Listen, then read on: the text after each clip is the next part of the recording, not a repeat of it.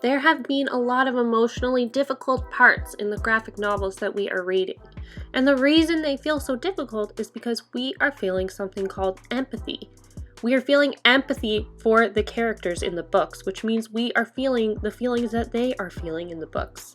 And the reason these graphic novels are so difficult is because we know that they are based on real people and real events that happen. Today we're going to look closer at how our feelings match the feelings of the characters in the book we're reading. We will be using similar materials in week 3 and 4, so everything is packed into one bag. For this week though, you will need this piece of paper labeled empathy beads. You'll need this stretchy piece of string that should have a charm tied to the end, and you'll also need a lot of the beads that are in the bag. If you look inside, there are some beads that are clear and sparkly. I'd like you to try and leave those beads until next week because they will work much better in our craft that we have planned for next week. This week, let's focus on using the colors that are more opaque.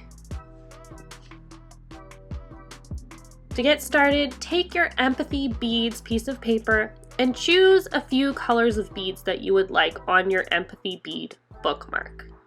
Write down the colors, and then on the other side of your chart, pick feelings that match each of the colors that you've picked out, that you think you might feel as you're reading your graphic novel. Now the rest is pretty simple. Grab your book and start reading. Every time you start to empathize with the characters in your graphic novel, add a bead that matches that feeling. If you find another feeling that you don't have on your chart, just add a new color of bead and write down that feeling as well. By the end of the section you're reading, you should have a bookmark full of different colored beads. All of ours are going to look a little different because we all will most likely have chosen different colors. Take your very last bead on your bookmark and tie it into the middle of a knot to hold everything on securely.